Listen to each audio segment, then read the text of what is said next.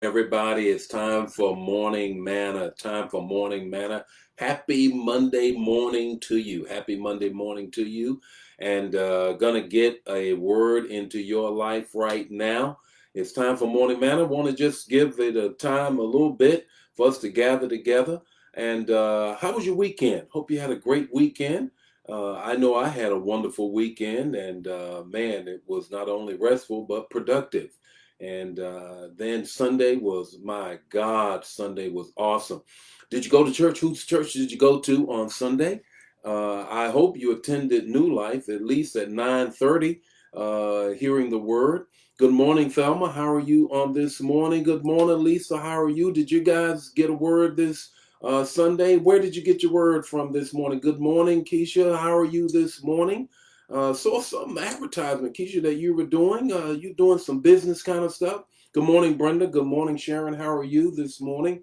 Hey, you know what? One of the things that I've decided to do is that I really want to add value to business owners, those who are really moving and shaking and trying to move into entrepreneurship. And you can help me. Just let me know because every Friday I'm going to say something about somebody's business. So let me know if you want to be a part of that. Good morning, Brenda. How are you? Good morning, Sharon. How are you? I want to know if you are in business or trying to start your business and just want to add some value. And every Friday, I always shout out business owners, and I want you to be one of them. So you can inbox me, and then I can shout you out after we do a little bit of something, do a little bit of vetting and everything. Hey, this morning it's time for morning manna. Got a word for you on this morning, and what I'm going to be dealing with today. I don't know how the Lord is going to lead me all week long. Sometimes He deals with me in series, other times not so much. But today I'm going to continue talking about what I was dealing with on yesterday because I just couldn't get it out of my spirit. And as my mother would say, you can't tell it all. So I couldn't tell it all yesterday, so I'm going to add something to it today. I want to deal with painful blessings. I want to deal with painful blessings. It's the text, the talk, and the takeaway. That's what I'm going to give you. Then I need you to give me something as well. What you're going to give me the hearts and the lights. You're going to share the manna, and then we're going to move forward for that. Let me put my keyboard down so I can just share the word for you. First Chronicles. I was talking about it on yesterday. I got to continue this discussion today. First Chronicles 4:10. First Chronicles 4:10. It's the text, the talk, and the takeaway. And it says, "Oh, that you would bless me and enlarge my territory. Let your hand be with me and keep me free from pain. Oh, that you would bless me, enlarge my territory. Let your hand be with me and keep me free from pain." And guess what? Then the exclamation point at the end of the text is this: and God granted his request. Let me just deal with a little bit of what's going on in the text. Now, if you were listening to the message on yesterday, you got a great deal of it, but I want to just expand it a little bit. We already know this is the story of Jabez, two verses that talk about this awesome man of God who says, you know what? My name is pain. I was born in pain. My mother said that she lived a life of pain with me, carrying me the whole way. And then she named me pain as a result of naming, because that's what Jabez means. It means sorrow, distress, pain. So here he is, he's named that. And on top of that, he then comes and says, you know what? Though my name may be pain, I will not claim pain. And I'm going to pray three things. Lord, that you would enlarge my territory, that your hand will be with me, and that you will keep me from harm so that I might not experience any more pain. And then the end part is that God granted his request. I want to deal with these three things here because I believe that if Jabez can live a painful life but yet be blessed, we can have a painful blessing as well. The first thing that he asked was that God would give him or enlarge his territory. Now, What that means in the Hebrew is this, is that God would give him new territory. It's not just a matter of him expanding the lot that his house was on, that God would give him altogether new lots. It's not to imagine that, okay, all right, I'm going to get another acre attached to the acre that I have, but I'm going to get new acreage all around where I live. I'm going to get new territory. It's not that I'm going to get uh, another bank account. It's just that what I have is going to be altogether new.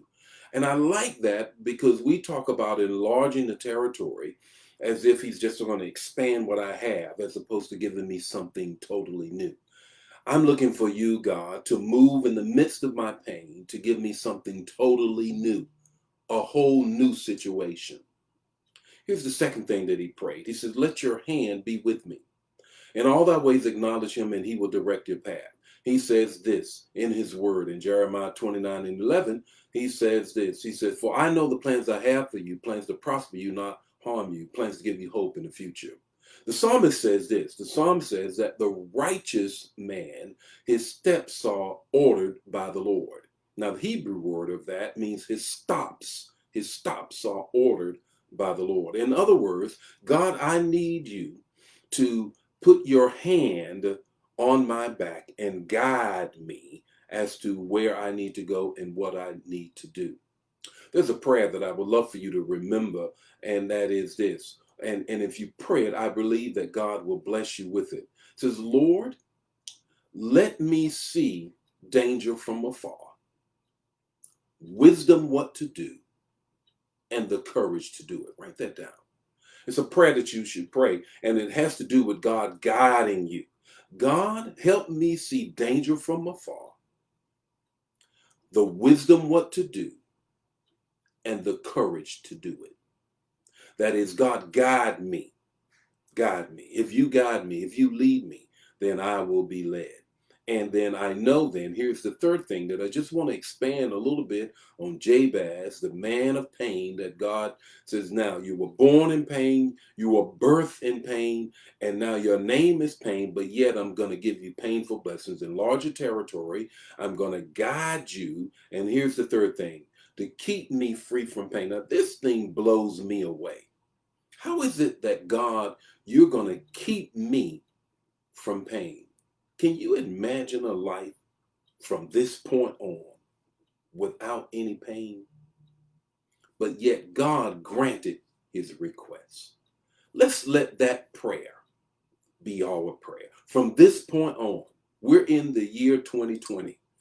And my God, is this a year? I was believing God and still a believing God that you're going to prosper me in the pandemic. I'm going to be fertile in this famine. I'm going to make it in this misery. So therefore, I'm not going to draw back, but I'm going to add more to it by praying this particular prayer. God, guide me. Keep your hand with me. Expand my territory. And keep me from any more pain in this year. What's your takeaway this morning? Your takeaway is this. God uses painful moments for passionate pleas. God uses painful moments for passionate pleas. Because I know when we passionately plead to him, he hears our prayer. For this is the confidence that we have, that when we pray, God hears us and he answers our prayer. Hey, the Lord be with you today. May his face shine upon you, give you peace. Hey, I got more morning manna for you tomorrow morning. And God bless you. God bless you. Remember what you do. Share the manna.